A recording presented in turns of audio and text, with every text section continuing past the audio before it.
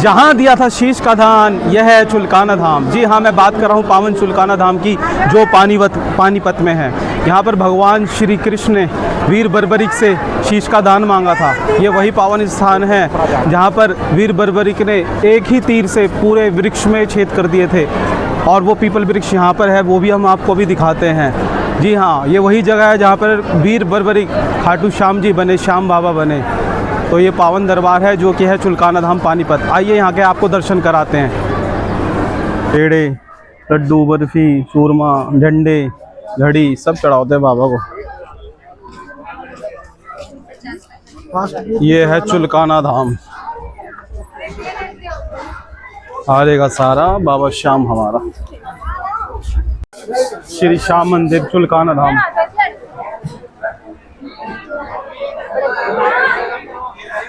यहाँ पे इतनी अच्छी खुशबू आ रही है इत्र की इतनी अच्छी खुशबू आ रही है। लोग प्रसाद चढ़ाते हुए जा रहे हैं। ये है खाटू श्याम जी बाबा का मेन मंदिर।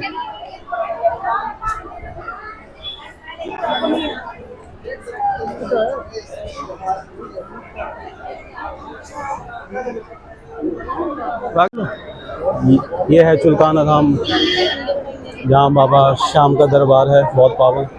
सब लोग लाइनों में लगे हुए। लाइन दिखाते हैं आपको, बहुत भीड़ हो रही है। ये है चुल्काना धाम। गर्मी बहुत है गाइस, फैन भी नहीं चल रहे, यहाँ तो पूरी खचाखच भीड़ हो गई भाई।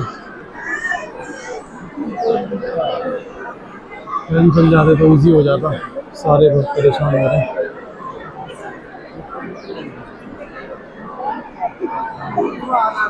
कैसा लग रहा है आपको चुल्काना धाम आके? मजा आ रहा है। मजा? गर्मी बहुत है गाइस, गर्मी इतनी आपको बता नहीं सकते। देखो नंबर कितनी देर में आता है, शायद 1 घंटा भी लग जाए।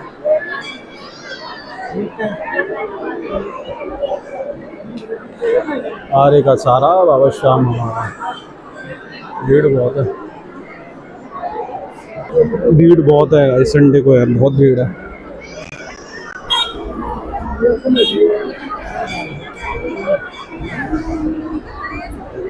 बहुत भीड़ है, बहुत भीड़। भीड़ इतनी है, बहुत भीड़ है, मगर भक्तों में फिर भी एक उत्साह उमंग है। बस हर कोई चाहता है कि बाबा श्याम के जल्द से जल्द दर्शन हो।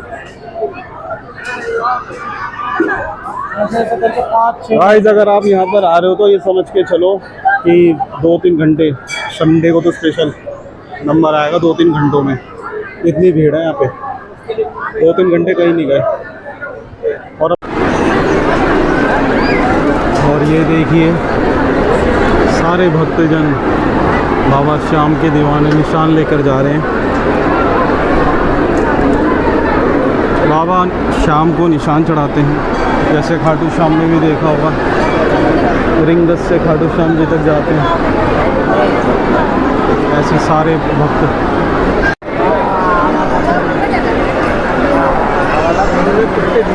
दोस्तों ये वही पेड़ है, ये वही वृक्ष है पीपल का, जहाँ पर वीर बर्बरिक ने अपने एक ही बाण से इस पीपल वृक्ष के सारे पत्तों में छेद कर दिया था। और एक पत्ता भगवान श्री कृष्ण ने अपने पैर के नीचे रख लिया था, ऐसी मान्यता है।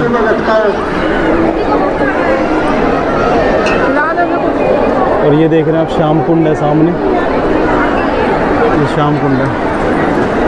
और अब हमारा करीब 3 घंटे बाद नंबर आने वाला है। 3 घंटे तो हो गए अभी तक, अब नंबर आएगा।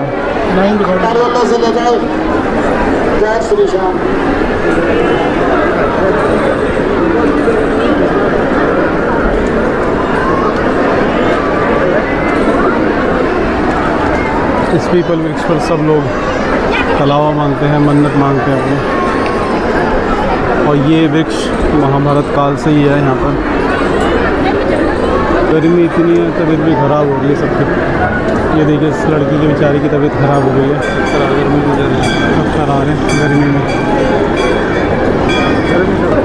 और बस सब कुछ ही क्षण दूर बाबा का दरबार आने वाला है। हम लोग मेन गेट पे पहुंच गए हैं 3 घंटे की कड़ी मशक्क़त के बाद।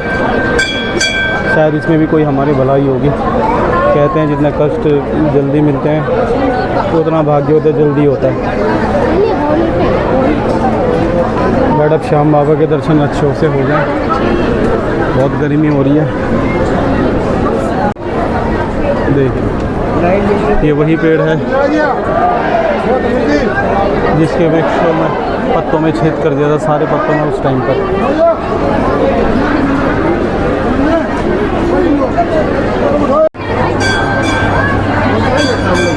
अब वो पल आ ही गया दोस्तों जब बाबा श्याम के दर्शन होंगे तुलकाना धाम में। वो देखिए अंदर सामने मेन दरबार बाबा का।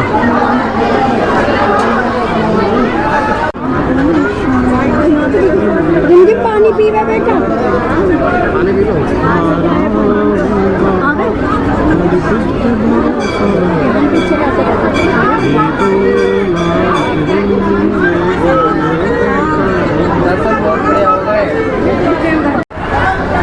दोस्तों देखिए वो पल आ ही गया जब हमें चुलकाना धाम पानीपत में आकर श्याम बाबा के दर्शन हो रहे हैं। ये वही धाम बोल 3 बार धारी की, बोलो मोरवी के लाल की, बोलो खाटू नरेश की, बोलो चुलकाना नरेश की जय जय। बोलो शीश के दानी की।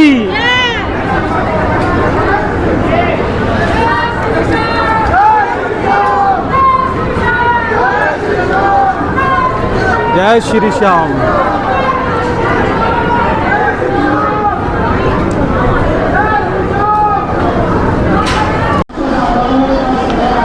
तो देखा आपने दोस्तों अभी कितने हम 1 बजे लाइन में लगे थे और अब जाके श्याम बाबा के दर्शन हुए चुलकाना धाम पानीपत में। ये पीछे यही है मेन विग्रह है जहाँ श्याम बाबा का, यहीं से भी हम दर्शन करके निकले हैं। 1 बजे लग गए थे लाइन में, 3:30 बज गए हैं और अब जाके श्याम बाबा के दर्शन हुए हैं। श्याम बाबा की कृपा सब पे बनी रहे। बहुत अच्छे दर्शन हुए, बहुत खुले दर्शन हुए हैं। आइए आपको और भी दिखाते हैं आगे वो वृक्ष जहाँ पर वीर बर्बरिक ने कैसे सभी पत्तों में छेद कर दिया था और शीश का दान मांगा था भगवान श्री कृष्ण ने। वो वृक्ष भी आपको दिखाते हैं। आइए दर्शन करके बाहर आ चुके, अब जा रहे हैं वृक्ष की ओर जो पीपल वृक्ष था। बाजार है, मार्केट है, अब दर्शन करेंगे। जय हो। जहाँ दिया था शीश का दान वो यही धर्म क्षेत्र कुरुक्षेत्र भूमि है चुलकाना धाम, श्री श्याम मंदिर चुलकाना धाम पानीपत। ये पावन कुंड है भाई सर, श्याम कुंड है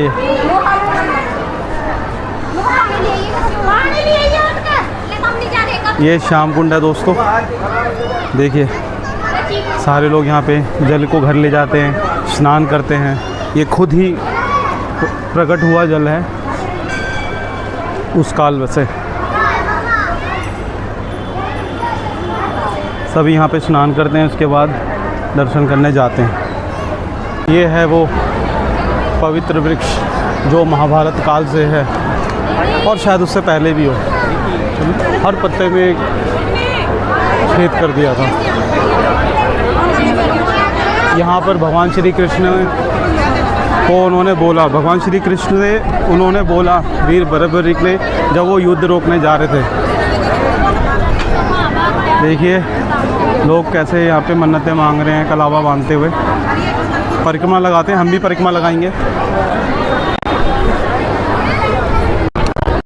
आप जो मेरे पीछे पीपल वृक्ष देख रहे हैं ये महाभारत काल से है। जब कौरवों और पांडवों का युद्ध हो रहा था ये तब से ये वृक्ष है। मैं आपको एक छोटी सी कथा सुनाता हूँ। मैं आपको एक छोटी सी कथा सुनाता हूँ जो कि है वीर बर्बरिक की, कैसे वो श्याम बाबा हुए। शायद मैं गलत भी हो सकता हूँ तो उसके लिए मुझे माफ़ करना। जो भी थोड़ा बहुत पता चला वो बताता हूँ। क्या हुआ, महाभारत काल के समय जब युद्ध चल रहा था तो भीम के पुत्र घटोत्कच थे और उनके पुत्र थे ये बर्बरीक।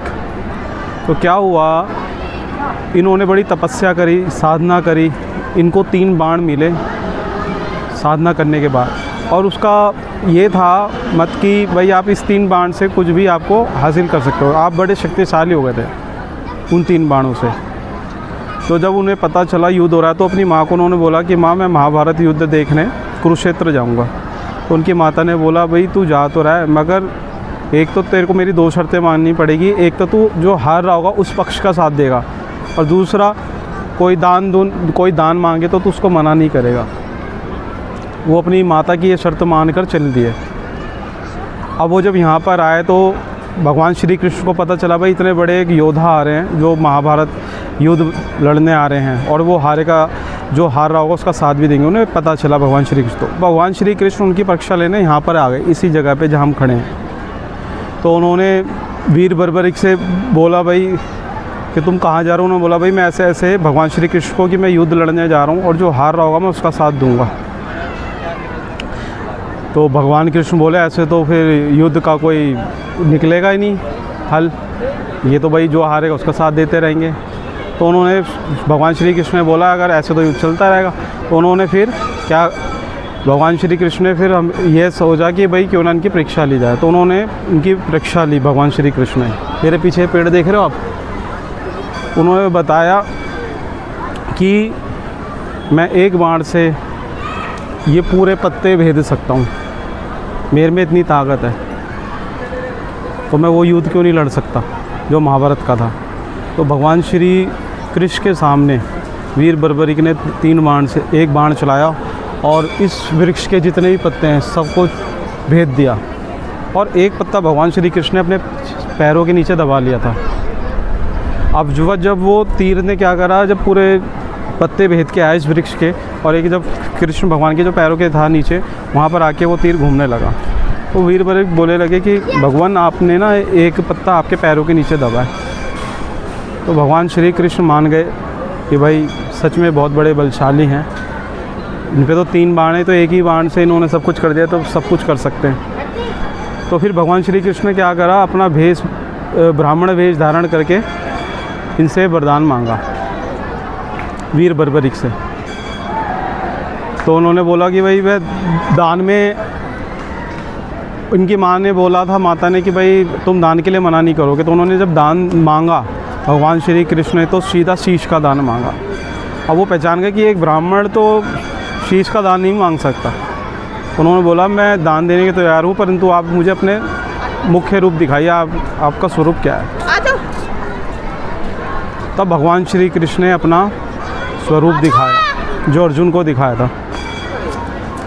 तब जाकर उन्होंने अपने यहाँ पे शीश का दान दिया, और इस तरह महाभारत का ये युद्ध समाप्त हुआ। अब युद्ध समाप्त होने के बाद क्या होता है, कौरवों में, पांडवों में वो होड़ लग गई कि भाई युद्ध मेरी वजह से जीता है, वो बोले मेरी वजह से जीते हैं, वो बोले मेरी वजह से जीते हैं। अब श्री कृष्ण भगवान ने क्या करा, श्री कृष्ण भगवान के पास आते सारे पांडव कि माधव आप बताओ कि किसकी वजह से जीते हैं। वो कह रहे भाई एक गवाह है इसका जिसकी वजह से जीते, हम उससे ही पूछते हैं। तो इनके वीर बर्बरिक के पास आके सब पांडवों को खड़ा कर दिया।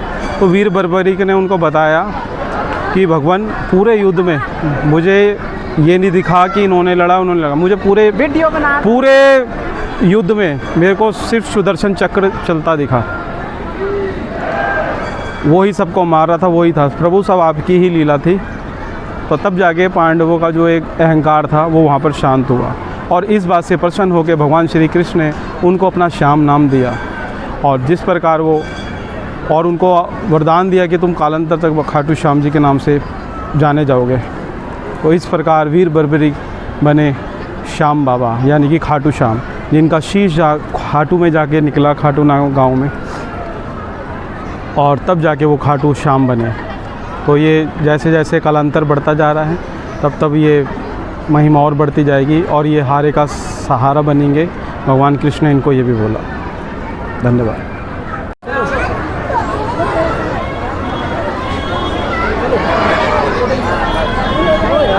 तो दोस्तों आपने देखा ये था चुलकाना धाम, जहाँ पे हमने श्याम बाबा के दर्शन करे। ये पड़ता है हरियाणा ज़िले के पानीपत में और दिल्ली से मात्र 80 किलोमीटर 1.5 घंटे की जर्नी है। इस पावन दरबार में जहाँ पे वीर बरबरी ने अपने शीश का दान दिया, ये वही पावन स्थान है। आप भी यहाँ पे दर्शन करने आए, चुलकाना धाम पानीपत। आशा करता हूँ आपको हमारा ये ब्लॉग चुलकाना धाम का पसंद आया होगा। यदि अच्छा लगा हो तो हमारे चैनल बंदे गजब को सब्सक्राइब करें, हमारी इस वीडियो को लाइक करें, शेयर करें और कमेंट्स भी करें। और हाँ, इस वीडियो पे कोई भी गलती हो गई उसके लिए हम क्षमा प्रार्थी हैं। धन्यवाद।